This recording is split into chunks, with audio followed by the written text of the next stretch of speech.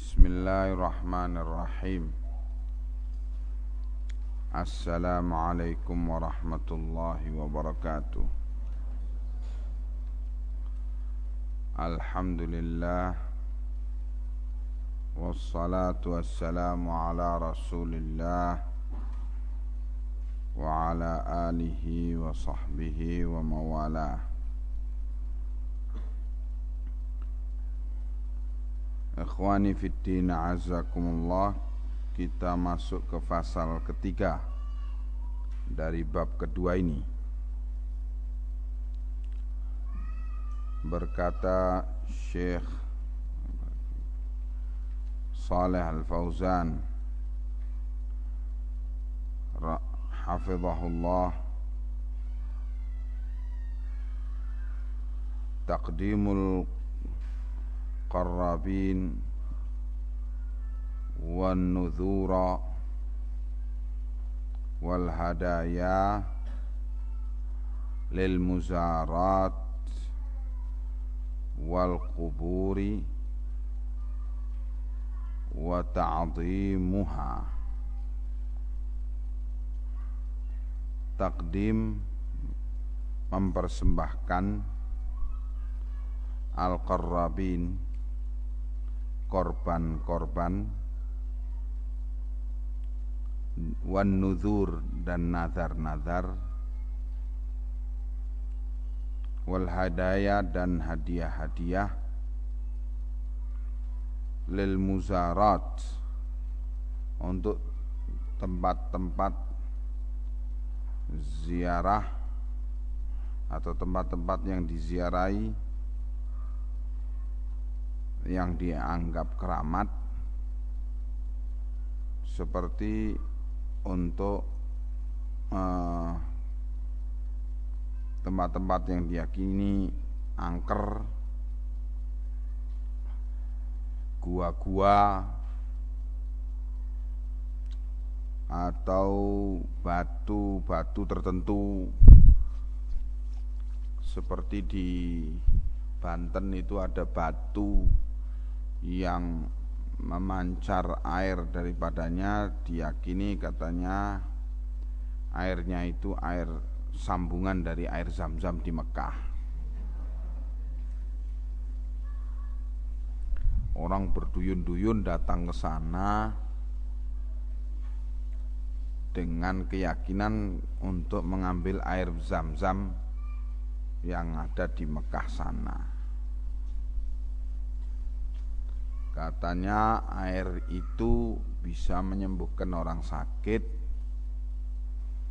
Kemudian kalau perempuan yang suami istri yang gak punya anak minum air itu terus punya anak. Jadi orang berduyun-duyun ke tempat itu. Dan sebagainya dan sebagainya. Al-muzarat wal qubur, dan juga mempersembahkan korban-korban dan nazar-nazar serta hadiah-hadiah untuk kuburan-kuburan yang dikeramatkan, seperti kuburan Wali Songo, khususnya waktu awal-awal Krismon dulu. Itu ada satu kepercayaan, sebab masalahnya naik haji terlalu mahal. Kalau melakukan ziarah 1 kali putaran ke kuburan Wali Songo itu, dari Sunan Ampel di Surabaya sampai Sunan siapa yang di Banten itu, yes, pokoknya itu sampai ke sana dalam 1 kali putaran, itu berarti sudah menyamai haji. Jadi tidak perlu lagi berangkat haji ke Mekah, cukup dengan ziarah 1 kali putaran ke kuburan-kuburan Wali Songo. Akhirnya travel tour atau tour travel laku menyediakan bus-bus untuk para penziarah kubur-kubur wali-wali tersebut. Dengan keyakinan mereka yang menjalankan itu semua adalah dalam rangka menggantikan kedudukan haji ke Mekah. Wa ta'dhimuha, dan mengagung-agungkan tempat-tempat itu.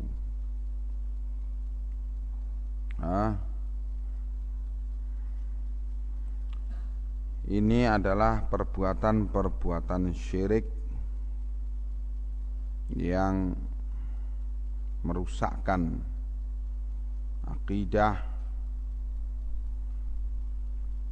ya, atau mengurangi ketauhidan seseorang. Kata Syekh, laqad saddan nabiyyu sallallahu alaihi wa alihi wasallam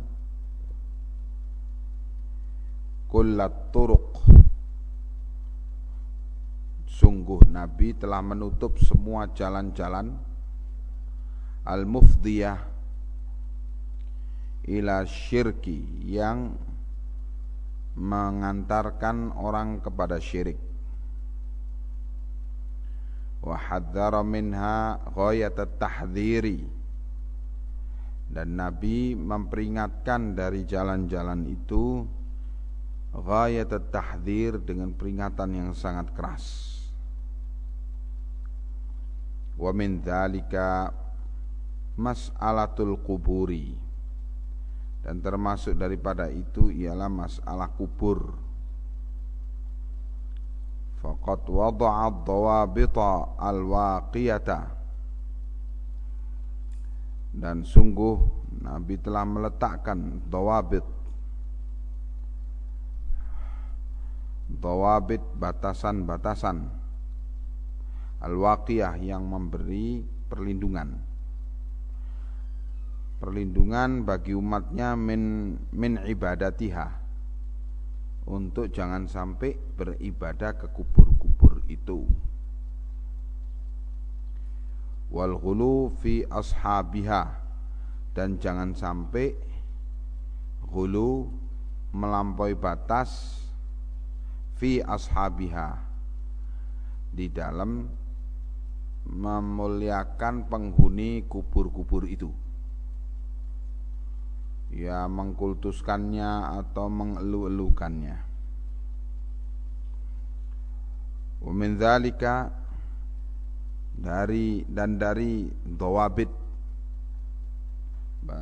batasan-batasan, ketentuan-ketentuan yang Nabi telah letakkan itu adalah awalan, yang pertama,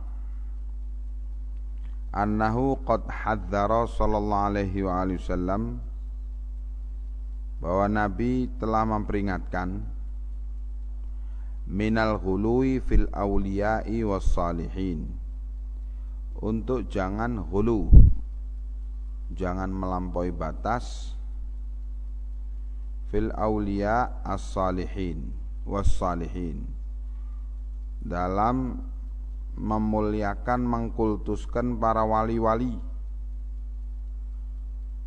dan jangan melampaui batas hulu di dalam memuliakan orang-orang saleh. Li'anna dzalika yuaddi ila ibadatihim, karena perbuatan melampaui batas dalam memuliakan mereka itu yuaddi, akan mengakibatkan, akan mengantarkan orang untuk beribadah kepada mereka. Faqala, Nabi bersabda, iyyakum wal ghuluwa, fa inna ahlaka man kana qablakum al ghulu. Hati-hati kalian bersikap ghulu, melampaui batas, atau istilah sekarang ekstrim. Hati-hati kalian dari bersikap ekstrim. Fa innama ahlaka man kana qablakum al-ghulu, karena yang telah membinasakan umat-umat sebelum kalian ialah sikap ekstrim itu, melampaui batas dalam menyatakan cinta,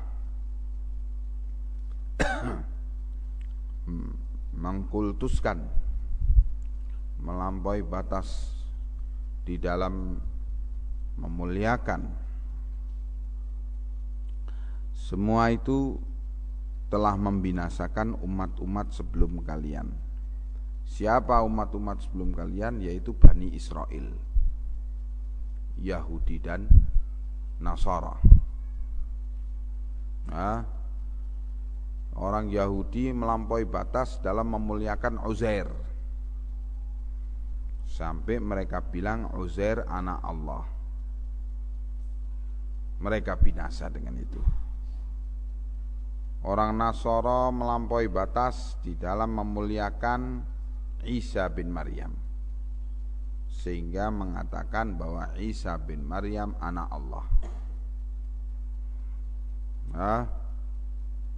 Orang-orang tarekat Sufiyah melampaui batas dalam memuliakan Muhammad bin Abdullah sallallahu alaihi wasallam, sehingga mereka menyatakan bahwa alam raya ini diciptakan dari nur Muhammad.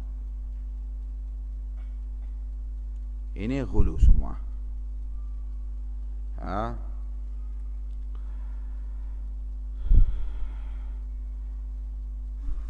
Wa qala la tutruni kama atratin nasara ibna Maryam, innama ana abdun faqulu abdullahi wa rasuluh. Juga Rasulullah sallallahu alaihi wasallam mengingatkan, la tutruni, jangan kamu terlalu memuliakan aku, kama atratin nasara, sebagaimana orang-orang Nasara telah memuliakan ibna Maryam, yaitu Isa bin Maryam. Jangan kalian melakukan yang demikian. Innama ana abdun, aku hanyalah seorang hamba Allah. Faqulu, maka katakanlah tentang aku, Abdullah wa rasuluh, bahwa aku ini adalah hamba Allah dan Rasulnya. Ya, kalau Rasulullah melarang, itu artinya isyarat akan ada orang yang melanggar.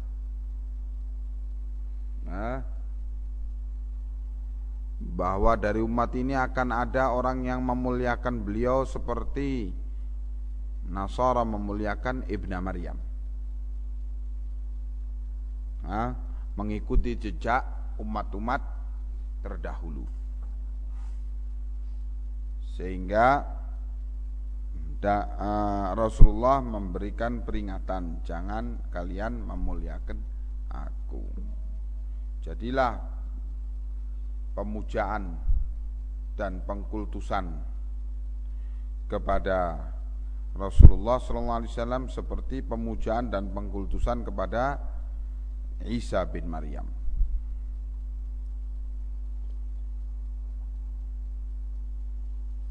Dan jadilah bid'ah ini mengarah kepada syirik. Penyimpangan dari tuntunan Nabi ini mengarah kepada syirik. Peribadatan kepada Nabi akhirnya, yang mestinya peribadatan itu dipersembahkan kepada Allah, tapi akhirnya kepada Nabi. Beribadah kepada Nabi, dan ini adalah perbuatan syirik. Dengan meyakini bahwa dengan cara begitu nanti akan dapat syafaat dari Nabi Muhammad sallallahu alaihi wasallam. Ini ghulu. Sangkaan-sangkaan khurafat-khurafat, yang khurafat itu ialah cerita palsu. Itu khurafat. Tsanian, yang kedua, bagaimana upaya Nabi di dalam meletakkan batasan-batasan yang untuk melindungi umatnya dari perbuatan syirik ini. Beliau wahadzara sallallahu alaihi wasallam, beliau memperingatkan minal bina alal kuburi, memperingatkan umatnya untuk jangan sampai membangun bangunan di atas kubur-kubur. Kama rawa Abul Hayyaj Al-Asadi, sebagaimana hal ini diriwayatkan oleh Abul Hayyaj Al-Asadi rahimahullah. Abul Hayyaj menyatakan, qala li Ali bin Abi Thalib radhiyallahu anhu, bahwa Ali bin Abi Thalib telah menyatakan kepadaku, radhiyallahu anhu, Allah telah meridai beliau, ala ab'athuka ala ma ba'athani alaihi Rasulullah sallallahu alaihi wasallam, maukah aku utus engkau seperti untuk menjalankan apa yang aku pernah diutus oleh Rasulullah sallallahu alaihi wasallam, yaitu alla tad'a timthalan illa tamastahu, jangan engkau biarkan patung-patung illa tamastahu, kecuali engkau runtuhkan dia. Wala qabran musyarrafan illa sawaitahu, dan jangan kau biarkan kubur yang ditinggikan kecuali engkau ratakan. Wa naha an tajsisiha, dan Rasulullah sallallahu alaihi wasallam melarang untuk memagari kubur dan mengecatnya, mengecat pagar-pagar itu. Wal bina 'alaiha, dan melarang pula untuk membangun bangunan di atas kubur itu. An Jabirin radhiyallahu anhu qala, dari Jabir yang Allah telah meridai beliau, bahwa beliau menyatakan, naha Rasulullah sallallahu alaihi wasallam, bahwa Rasulullah sallallahu alaihi wasallam melarang an tajsisil qabr, untuk mengecat ataupun membangun, menembok kubur-kubur. Wa ayyaq'ada alaih, dan Rasulullah melarang untuk menduduki bagian atasnya kubur itu. Jangan duduk di atas kubur. Wa ayyabni alaihi binaan, dan Rasulullah melarang untuk membangun di atas kuburan itu bangunan, baik bangunan kecil maupun bangunan besar. Bangunan kecil ya seperti kijing-kijing itu. Bangunan besar, rumah-rumah, masjid-masjid dibangun di atas kuburan itu. Ini semua adalah perkara yang dilarang oleh Nabi Muhammad sallallahu alaihi wasallam. Tentang bagaimana Nabi Muhammad sallallahu alaihi wasallam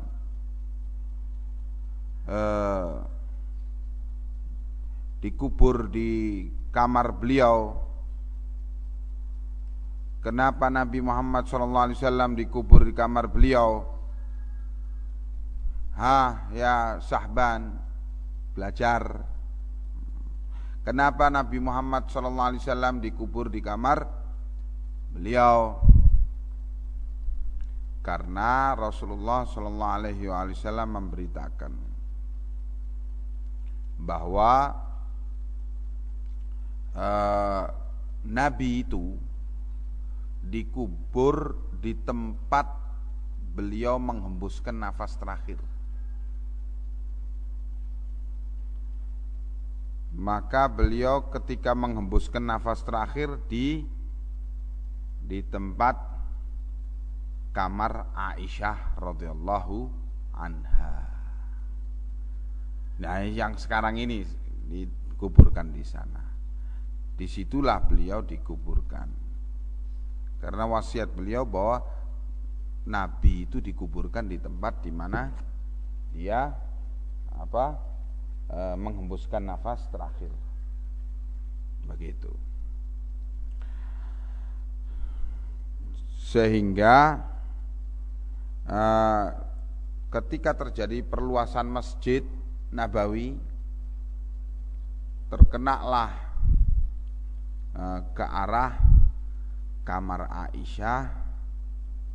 Ketika akan dipertimbangkan untuk dibongkar kubur Nabi itu diperingatkan oleh para ulama adanya hadis yang demikian itu, bahwa beliau dikubur di tempat beliau menghembuskan nafas terakhir. Sehingga akhirnya dibatasi tempat beliau dikuburkan itu, dan Abu Bakar dan Umar juga berwasiat untuk dikuburkan di sebelah kuburan Rasulullah sallallahu alaihi wasallam dan dikuburkan di kamar Aisyah tersebut yang sekarang ini. Perluasan masjid terus berlangsung sehingga keadaannya seperti sekarang. Jadi wilayah di mana kamar itu berada, kubur Nabi, itu bukan wilayah masjid. Ya, walaupun di luar kamar itu adalah wilayah masjid. Nah, adapun selain Nabi tidak demikian. Selain Nabi ya dikuburkan di kuburan begitu.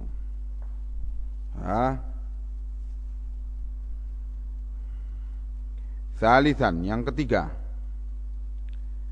wa hadzara sallallahu alaihi wa alihi wasallam minas salati 'indal quburi. Dan Nabi sallallahu alaihi wasallam memperingatkan untuk jangan sampai salat di kuburan. An Aisyah radhiyallahu anha qalat, dari Aisyah radhiyallahu anha bahwa beliau menyatakan, lamma nuzila bi Rasulillah sallallahu alaihi wasallam,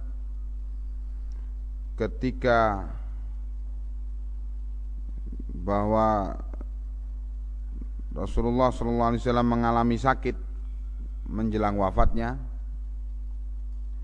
tafiqa, beliau pingsan. Yutrahu khamisatun lahu ala wajhih, diletakkan kain beliau, kain baju beliau pada wajah beliau. Fa idza igtamma biha kasyafaha. Kalau Rasulullah siuman, sadar dari pingsannya, kasyafaha, Rasulullah membuka kain itu dari wajah beliau. Faqala wa huwa kadzalika, dan beliau menyatakan dalam keadaan pingsan-pingsan terus itu, la'natullah 'alal yahudi wan nasara ittakhadhu qubura anbiya'ihim masajid. laknat Allah, kutukan Allah terhadap orang-orang Yahudi dan Nasara.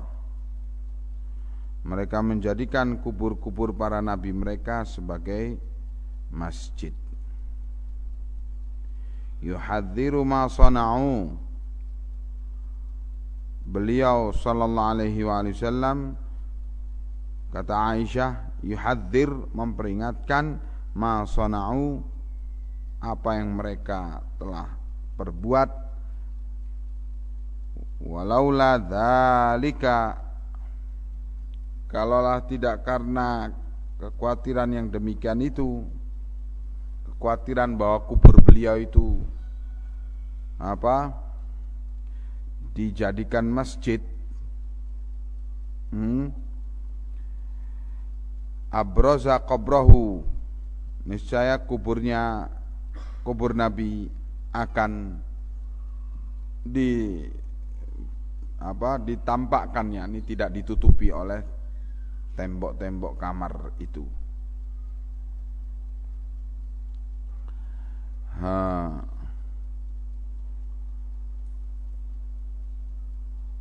Ghaira annahu khasya an yuttakhadha masjidan. Hanya saja beliau itu takut untuk dijadikan kubur beliau sebagai masjid. Menjadikan kubur sebagai masjid itu tidak mesti dibangun di atas kubur itu masjid. Tidak mesti demikian. Kadang-kadang masjid itu, kadang-kadang kubur itu dalam kondisi tidak diapa-apakan,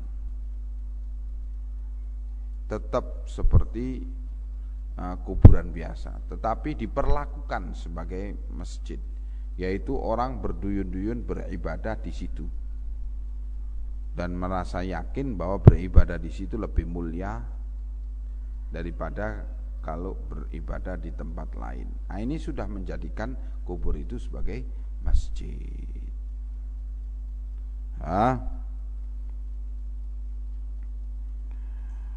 Wa qala sallallahu alaihi wasallam, dan Nabi bersabda, ala wa inna man kana qablakum kanu yattakhiduna qubur anbiya'ihim masajid. Ketahuilah bahwa sesungguhnya umat sebelum kalian, mereka menjadikan kubur-kubur mereka, kubur-kubur nabi mereka sebagai masjid. Ala fala tattakhidul qubur masajid. Ketahuilah, janganlah kalian menjadikan kubur-kubur itu sebagai masjid-masjid. Fa inni anhaakum an dzalik, karena sesungguhnya aku melarang kalian dari perbuatan itu.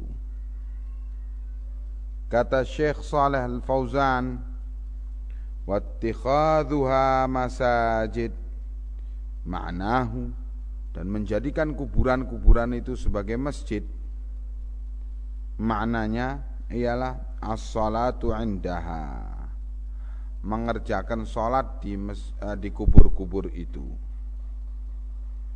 Wa illam yabni masjida 'alaiha, walaupun tidak membangun bangunan masjid atas kuburan itu. Fa kullu mawdi'in qasada lis-salati qusida lis-salati fihi, maka setiap tempat yang dituju untuk menunaikan salat padanya, faqad ittakhadha masjidan, maka sungguh dengan demikian memperlakukan tempat itu sebagai masjid, walaupun cuma lapangan biasa. Tapi kalau diniatkan tempat itu adalah untuk menunaikan salat jamaah 5 waktu atau salat-salat yang lainnya, ini dinamakan tempat itu sebagai masjid. Kama qala sallallahu alaihi wasallam, sebagaimana yang disabdakan hal ini oleh Nabi sallallahu alaihi wasallam, ju'ilat liyal ardu masjidan wa tahura, telah dijadikan bagiku bumi sebagai masjid dan sebagai pensuci, yaitu apa? Kalau tayamum ya, kalau nggak ada air wudhu, dijadikan debu pengganti untuk bersuci. Fa idza bunya 'alaiha masjid fal amru asyad. Maka kalau dibangun bangunan masjid di atas kubur itu tentu perkaranya lebih parah lagi.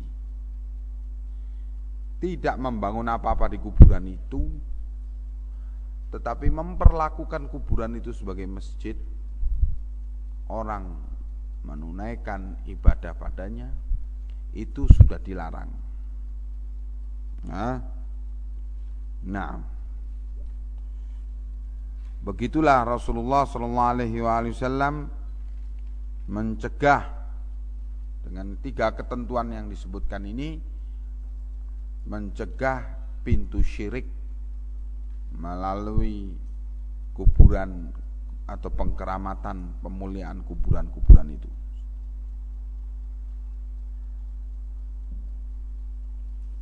Waqad khalafa aktsarun nasi hadhihin nawahi, dan sungguh telah menyelisihi larangan ini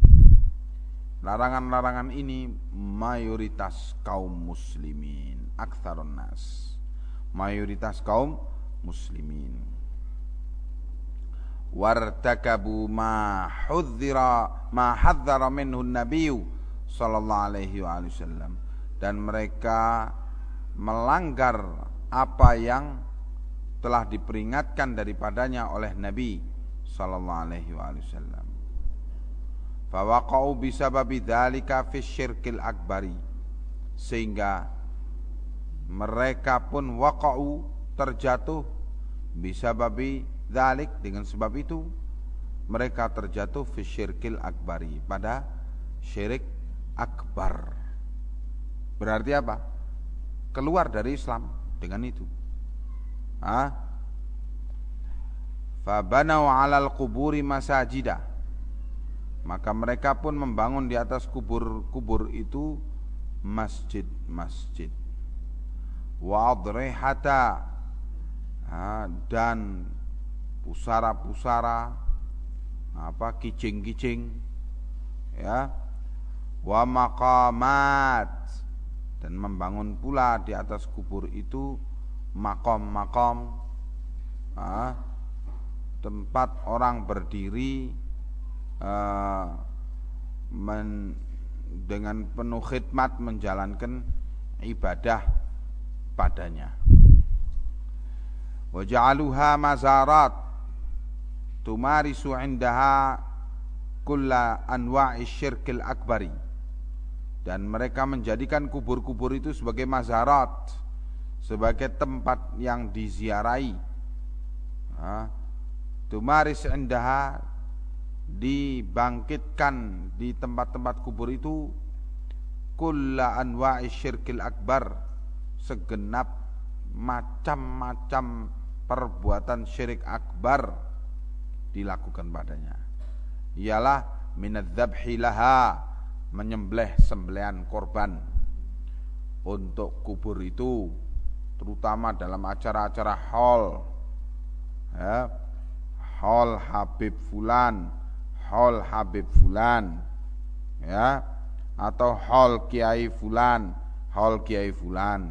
Sekarang dibangkitkan lagi haul-haul untuk tokoh-tokoh, haul Bung Karno, haul Bung Hatta, dengan cara ya sama, yaitu menyembelih korban-korban untuk yang dikubur tersebut.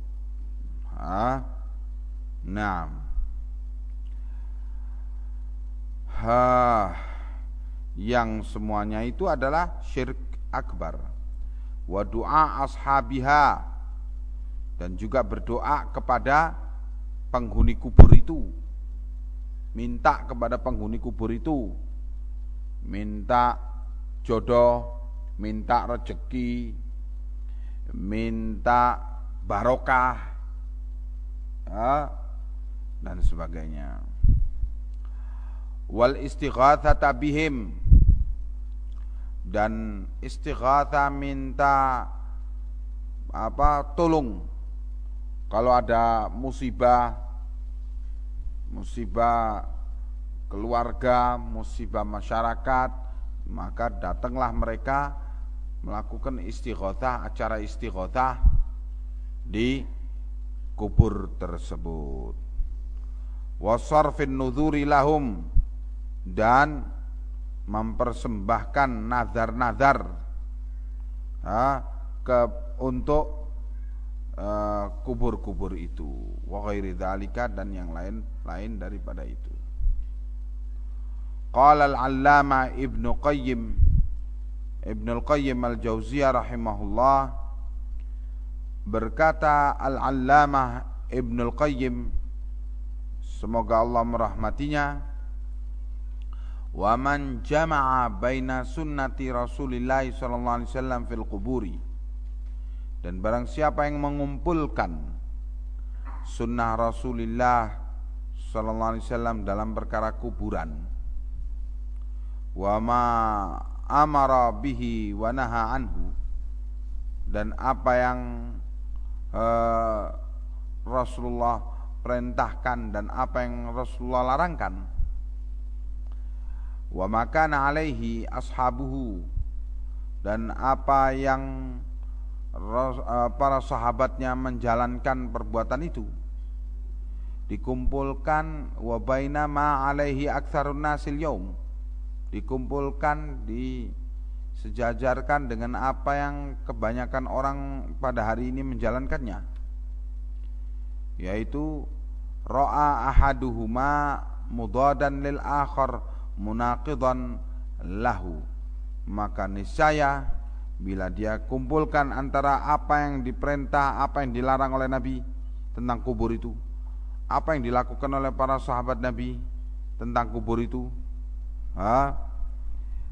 dikumpulkan dengan apa yang dilakukan orang pada hari ini terhadap kubur-kubur itu,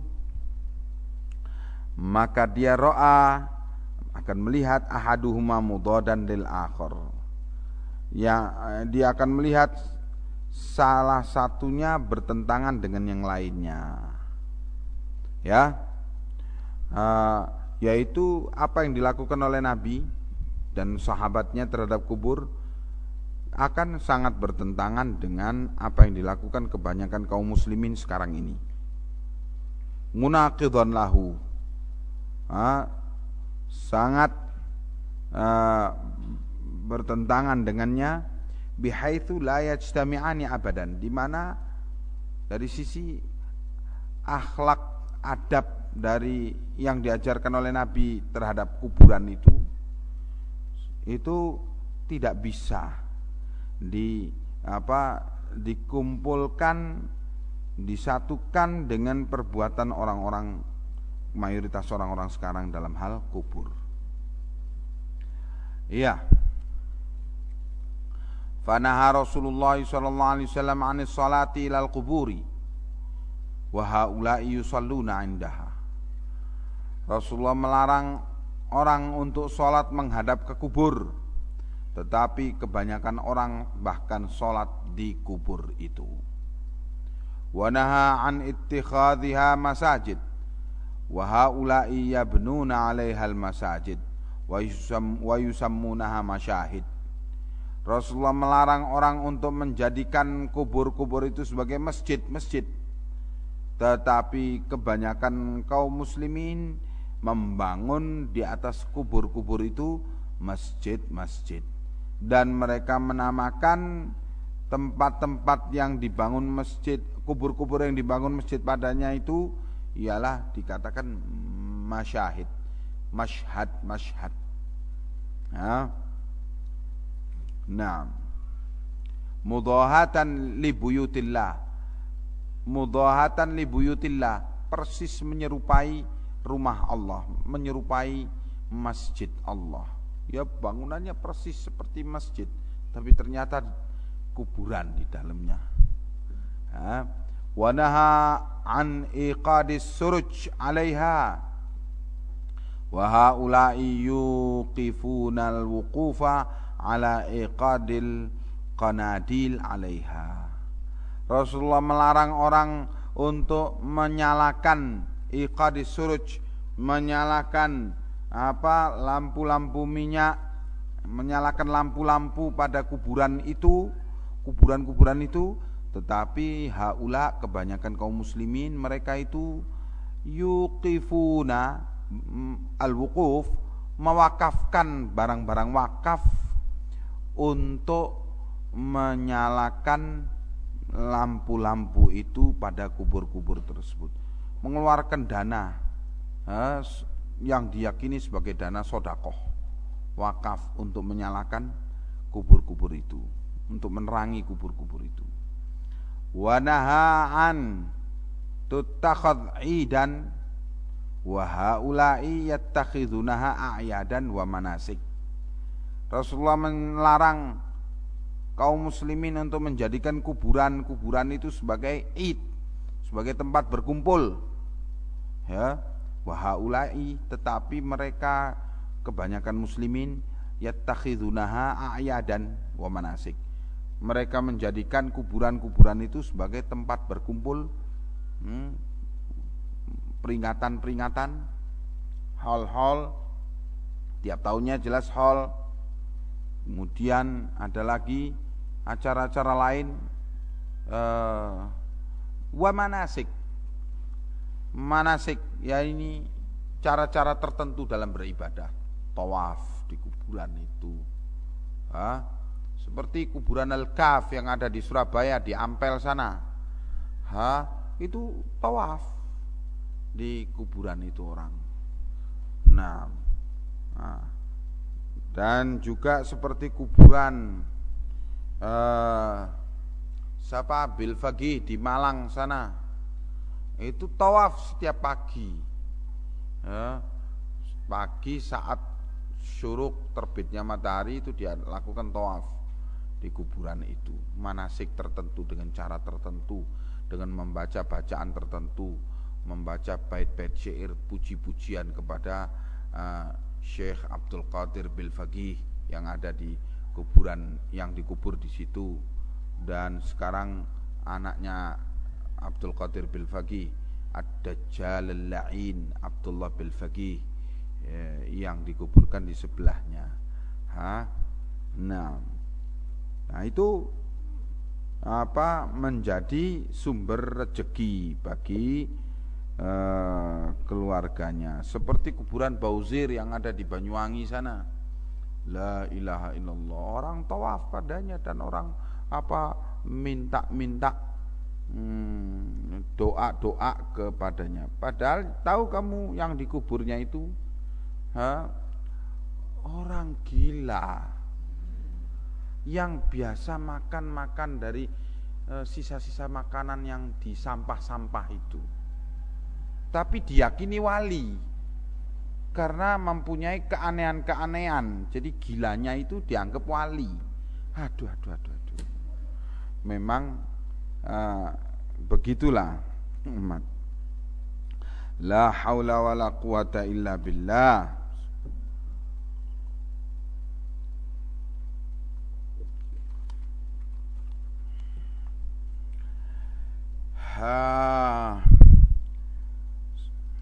Juga dikatakan di sini wa yajtami'una laha kajtima'ihim lil id au akthar, dan mereka berkumpul di kuburan-kuburan itu seperti kumpulnya mereka untuk perayaan hari raya atau bahkan lebih ramai dari hari raya. Seperti di Pekalongan kuburannya Ali bin Ahmad Al-Attas, itu wah sudah jadi sudah. Wa amara bitaswiyatiha, Rasulullah memerintahkan untuk meratakan kuburan itu dengan tanah. Kama rawa Muslim fi sahihih an Abil Hayyaj Al-Asadi, sebagaimana yang diriwayatkan oleh Imam Muslim dalam sahihnya dari Abil Hayyaj Al-Asadi, qala li Ali bin Abi Thalib radhiyallahu anhu, telah berkata Ali bin Abi Thalib radhiyallahu anhu, ala ab'atsuka ala ma ba'athani alaihi Rasulullah sallallahu alaihi wasallam, alla tad'a suratan illa tamastaha wala qabran musyarrafan illa sawaitahu. Maukah aku utus engkau seperti yang Rasulullah telah utus aku, yaitu jangan kau biarkan surah gambar, baik gambar dalam bentuk lukisan di kanvas, dalam bentuk manusia ataupun hewan, atau gambar kalau di zaman dulu bukan lukisan di kanvas tapi dipahat di batu, lukisannya dalam bentuk demikian. Illa tamastaha, jangan kau biarkan gambar makhluk hidup kecuali engkau hapus. Wala qabran musyarrafan illa sawaitahu, dan jangan kau biarkan kuburan yang musyarrafan, yang ditinggikan, kecuali harus engkau ratakan. Wa fi sahihihi aidan an Thumamah bin Syufai, juga diriwayatkan dalam Sahih Muslim dari Thumamah bin Syufai, qal, bahwa beliau Thumamah menyatakan, kunna ma'a Fadalah bin Ubaid bi ardir Rum,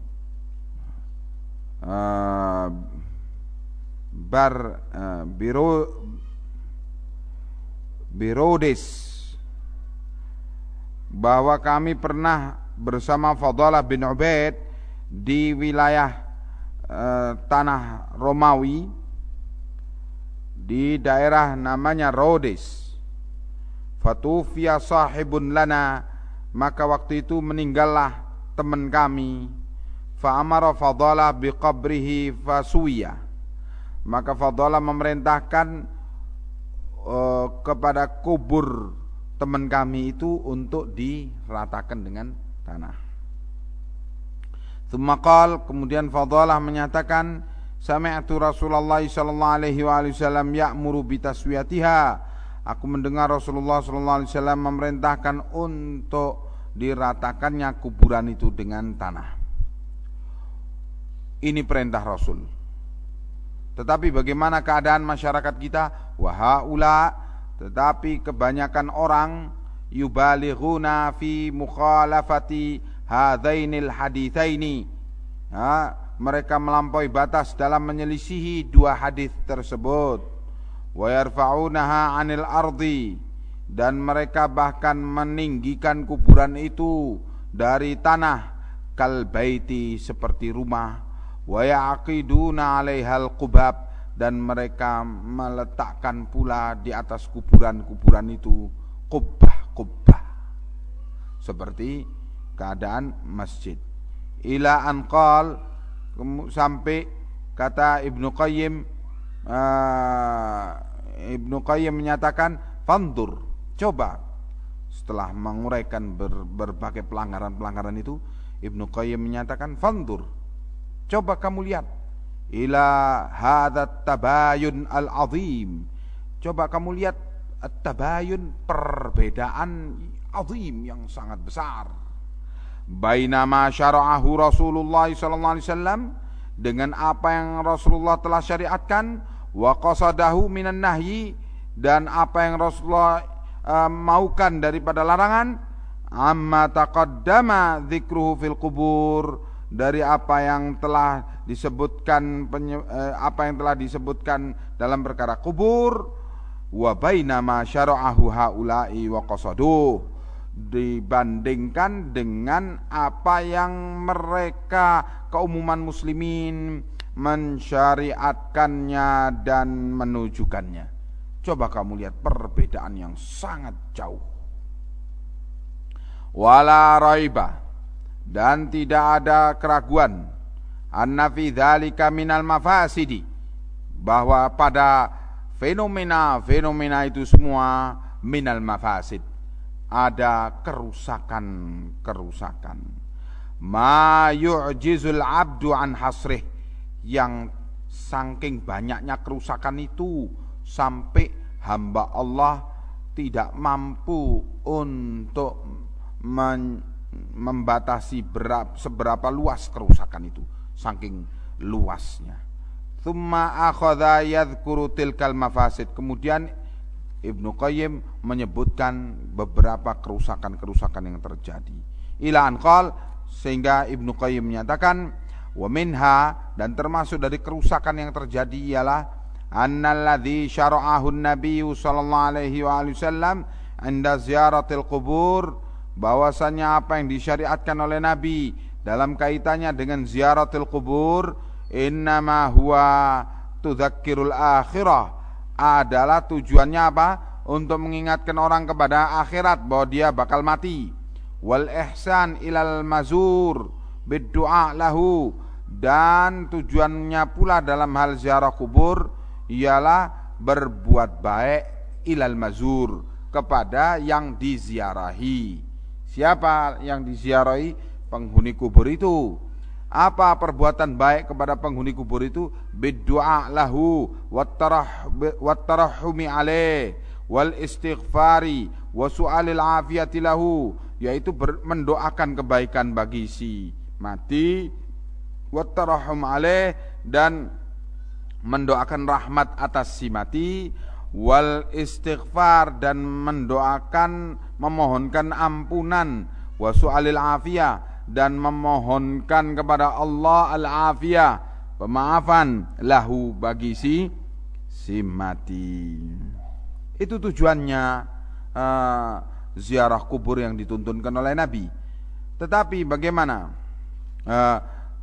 Kemudian kata Ibnu Qayyim, fayakunu zair muhsinan ila nafsihi wa ilal mayyit, maka dengan menjalankan tujuan yang dituntunkan oleh Nabi ini dalam ziarah kubur, jadilah orang yang zair, yang menziarahi kubur itu muhsinan, dia berbuat baik ila nafsihi, kepada dirinya, wa ilal mayyit, dan kepada si mati.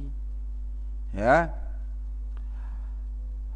faqallaba haula'il musyrikun, kata Ibnu Qayyim. Tetapi mereka para musyrikun itu, mereka yang berbuat kemusyrikan, yang berbuat syirik akbar itu, membolak-balikkan tuntunan Nabi ini. Mereka membalik tuntunan Nabi, qallabu haula'il musyrikun al-amra, mereka membalikkan perintah, wa akasuddin, dan mereka menjungkir balikkan agama, wa ja'alul maqsuda biziarati syirk bil mayyit, sehingga mereka menjadikan tujuan daripada ziarah kubur ialah berbuat syirik kepada si mayit, wa du'auhu, dan akhirnya berbuat doa kepada, memanjatkan doa kepada si mati, wa du'a bihi, dan juga berdoa kepada Allah dengan perantara si mati, wa su'al hawaijihim, dan menjadikan ziarah kubur itu untuk meminta-minta keperluan-keperluan si orang yang ziarah itu, mintanya kepada si mati, wastinzalil barakat minhu, dan ziarah kubur dijadikan pula oleh mereka untuk istinzal, memohon diturunkannya al barakat, berbagai barokah, minhu, yakni dari si mati itu, wa nasruhu lahum alal a'da'i wa nahwi dzalik, dan memohon pertolongan, nasrahu, pertolongan si mati bagi orang-orang yang berziarah itu untuk menghadapi musuh dan yang semisal itu. Fasaru, jadilah dengan ziarah kubur yang model demikian ini, jadilah ziarah kubur dengan model syirik seperti ini, musiina ila anfusihim, mereka berbuat kejelekan terhadap diri mereka sendiri, wa ilal mayyiti, dan juga berbuat kejelekan kepada si mati. Walau lam yakun, kalau seandainya tidak berbuat demikian, illa bihirmanihi barakah, kecuali dengan diharamkannya barakah, ma syara'ahu ta'ala minad du'a lahu wat tarahum alaih wal istighfar lahu. Niscaya tidaklah Allah Ta'ala mensyariatkan untuk mendoakan si mati dan memohonkan ampunan rahmat atas si mati dan memohonkan ampunan kepada bagi si mati. Kalaulah seandainya perbuatan-perbuatan syirik itu menyebabkan diharamkannya barokah, niscaya tidak mungkin Allah syariatkan yang demikian. Intaha. Loh, bagaimana kerugiannya bagi si mati kalau diperlakukan seperti itu, didatangi kuburannya, dimintai? Apa kerugiannya? Ya, kerugiannya nanti si mati ini dibangkitkan di hari kiamat, akan dimintai pertanggungjawaban jawaban oleh Allah. Apakah kamu pernah memerintahkan mereka untuk menjadikan kuburmu itu sebagai tempat ibadah? Nah, itu kerugian. Dipanggil oleh Allah ke mahkamah Allah seperti itu akibat perbuatan mereka yang berbuat syirik itu. Nah, itu sudah beban yang luar biasa bagi si mati tentunya. Wa bihadza yattadhihu, dan dengan keterangan ini, keterangan Ibnu Qayyim yang disebutkan tadi, yattadhihu, telah jelas, anna taqdiman nudhura, bahwa mempersembahkan nadar-nadar, wal qarrabin, dan korban-korban, sembelihan korban, lil mazarat, syirkun akbar, yang dipersembahkan untuk mazarat, tempat-tempat ziarah dalam bentuk kuburan dan tempat-tempat yang dianggap keramat, itu semua adalah perbuatan syirik akbar. Apa perbuatan syirik akbarnya? Yaitu mempersembahkan amalan ibadah yang sesungguhnya itu hanya untuk Allah. Sababuhu,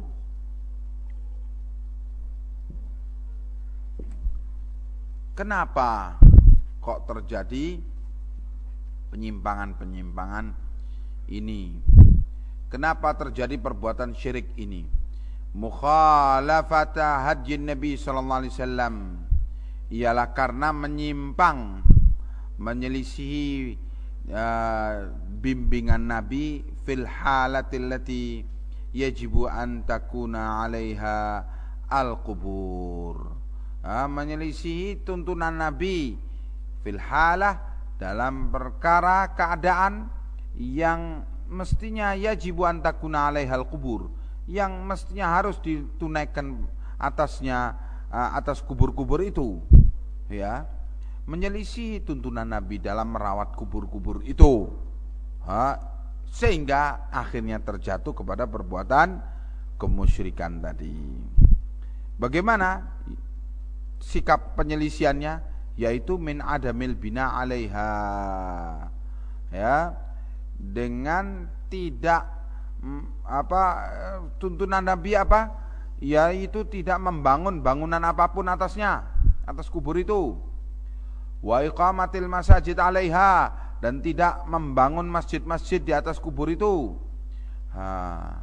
Ini larangan Nabi, tetapi diselisihi. Akhirnya terjadi apa yang terjadi.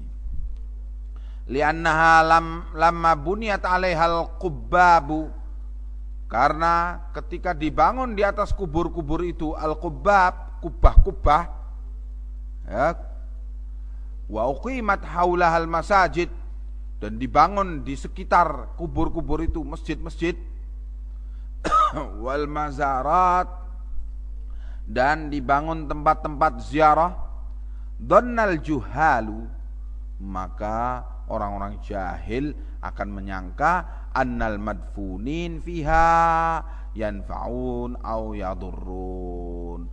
Mereka orang-orang jahil itu menyangka bahwa al-madfunin, orang-orang yang dikubur di kuburan-kuburan itu pasti memberi manfaat dan pasti juga mempunyai madarat, mampu memberi madarat. Wa annahum yaghithuna man istaghatha bihim. Dan akhirnya mereka itu yaghithun, dan diyakini oleh orang-orang jahil bahwa al-madfunin, orang-orang yang dikubur itu yaghithun, bisa memberi pertolongan, man istaghatha bihim, siapa yang minta pertolongan kepada mereka.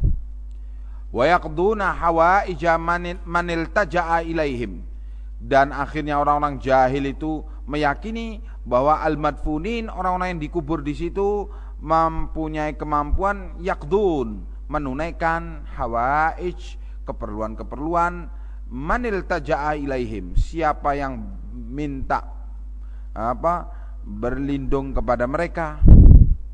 Faqaddamu lahumun nudhura wal qarrabin. Akhirnya dengan keyakinan ini orang-orang jahil mempersembahkan kepada al-madfunin, mempersembahkan kepada yang dikubur itu an-nudhur, nazar-nazar. Dia nazar di kuburan Habib fulan, dia nazar di kuburan Kiai fulan, wal qarrabin, dan dia mempersembahkan sembelihan-sembelihan korban di kubur-kubur tersebut. Hatta sarat authanan tu'badu min dunillah, sehingga jadilah kuburan-kuburan itu sebagai authanan, berhala-berhala yang disembah selain Allah. Waqad qala an-nabiy sallallahu alaihi wasallam, padahal Nabi sallallahu alaihi wasallam telah menyatakan, telah bersabda, Allahumma la taj'al qabri wathanan yu'bad. Ya Allah, janganlah Engkau jadikan kuburku itu sebagai berhala yang disembah.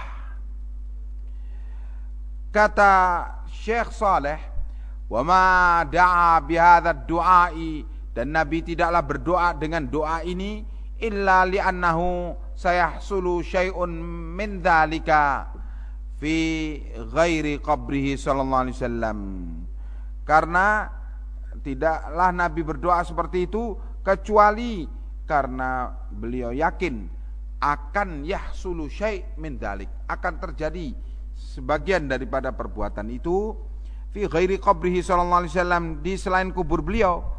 Waqad hasala fi katsirin min biladil Islam, dan sungguh telah terjadi pada banyak negeri-negeri Islam perbuatan itu. Amma qabruhu, adapun kubur Nabi, faqad hamahullah bi barakati du'aih sallallahu alaihi wasallam. Kubur Nabi telah dilindungi oleh Allah dengan sebagai barokah dari doa Nabi tersebut. Sampai hari ini kubur Nabi dijaga oleh Allah, ya.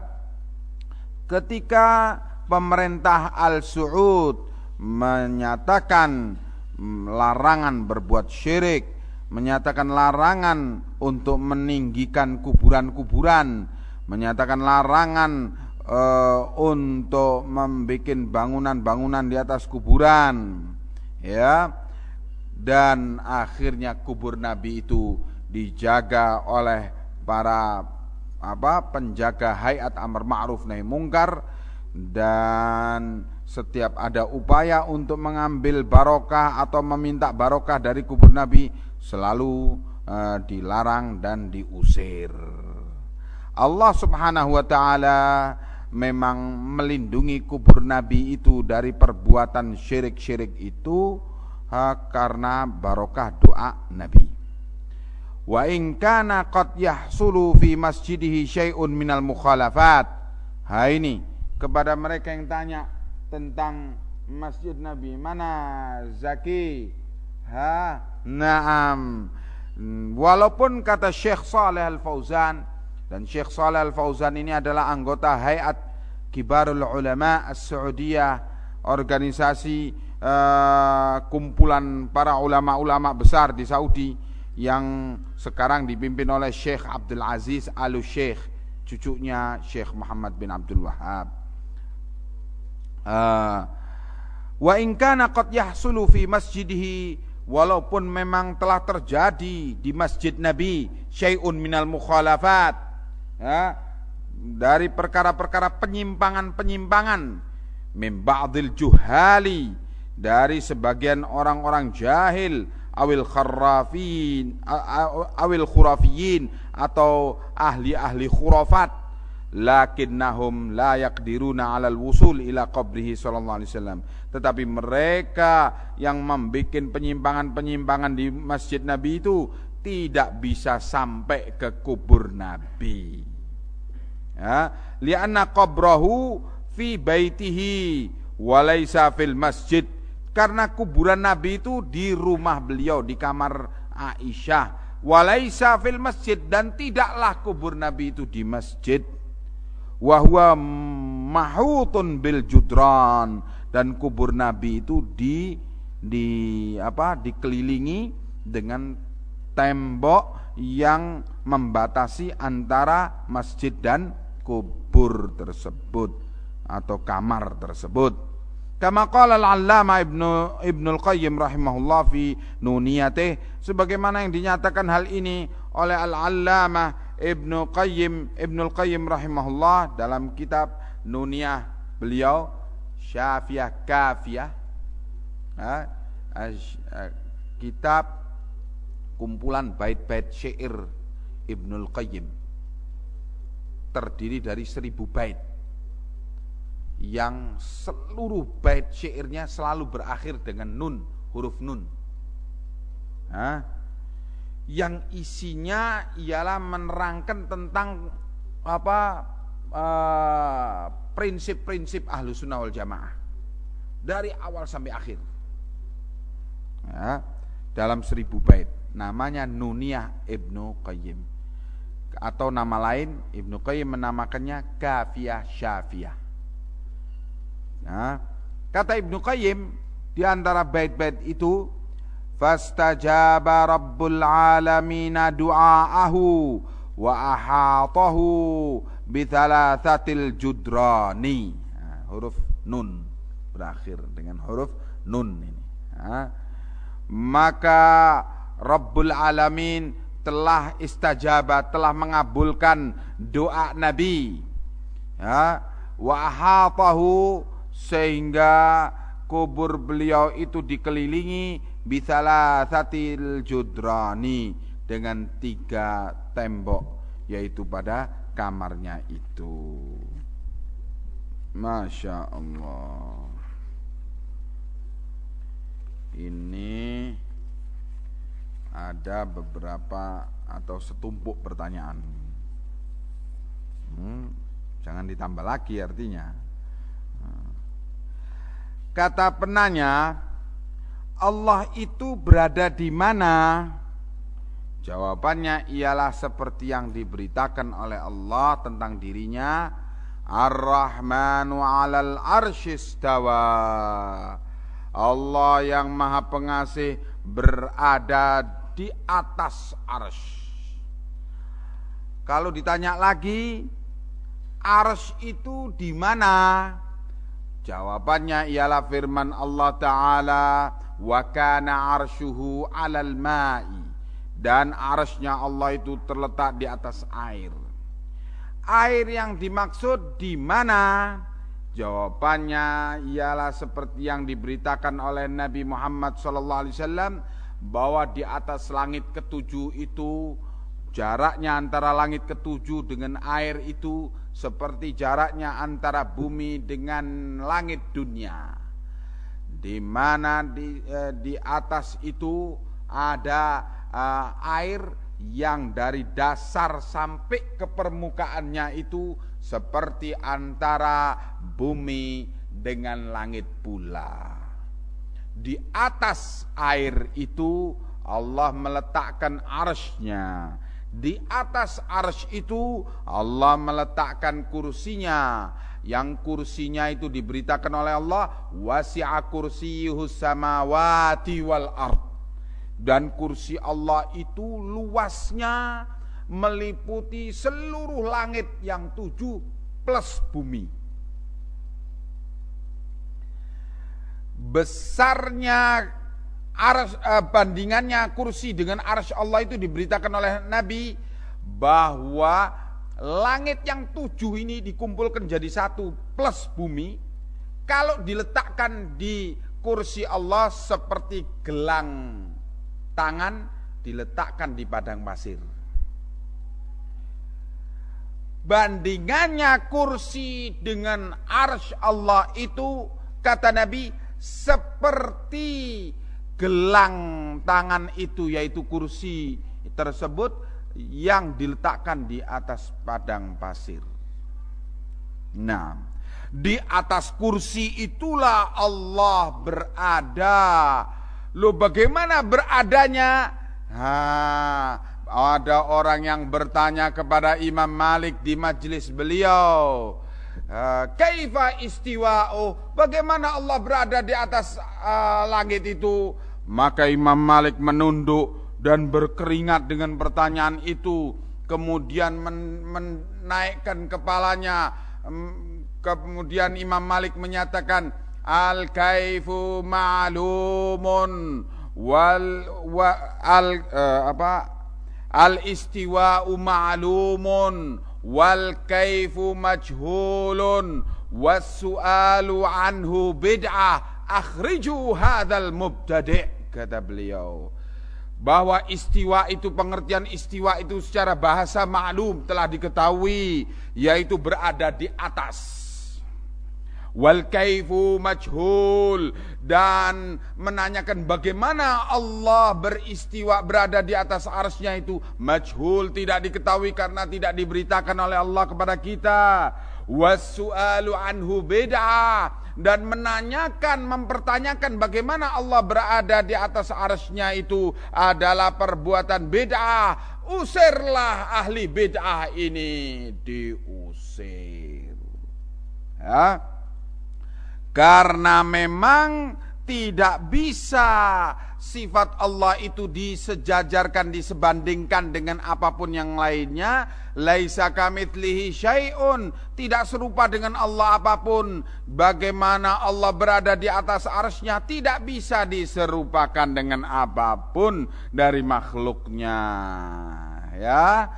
Nah, dengan sebab itu kita yakin Allah berada di atas arsy-Nya dengan cara yang sesuai dengan kebesaran dan kemuliaan Allah yang memang tidak terbatas itu. Kata penanya, bagaimana cara menyembah Allah itu? Cara menyembah Allah, jawabannya ialah seperti yang dituntunkan oleh Nabi sallallahu alaihi wasallam. Begitu.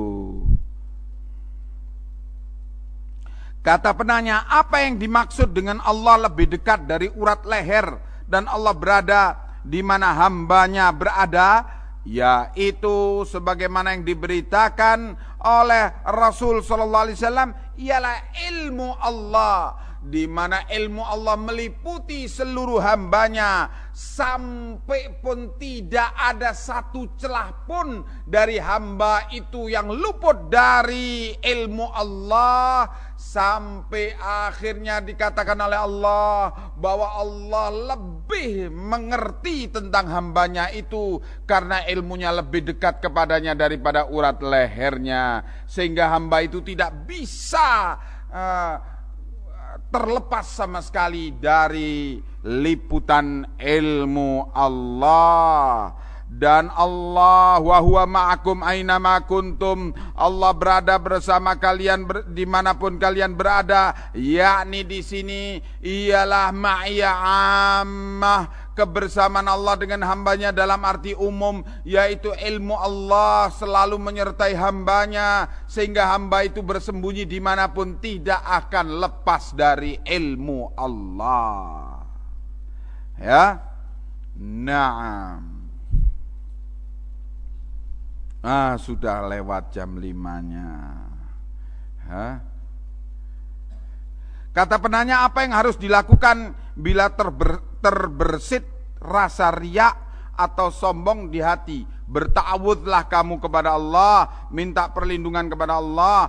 Katakan a'udzubillahi minasyaitonirrajim. Kalau kamu di dalam salat, kata Nabi, bila kamu diganggu oleh riya atau oleh rasa kibir, kesombongan, maka tiupkan dengan seperti meludah ke arah kiri kamu 3 kali. Tuh. Dan kemudian jangan kamu meludahi, nanti temenmu kasihan kena ludahmu. Tapi tiup seperti meludah begitu 3 kali, dan kemudian a'udzubillahi minasyaitonirrajim, terus lanjutkan sholatmu.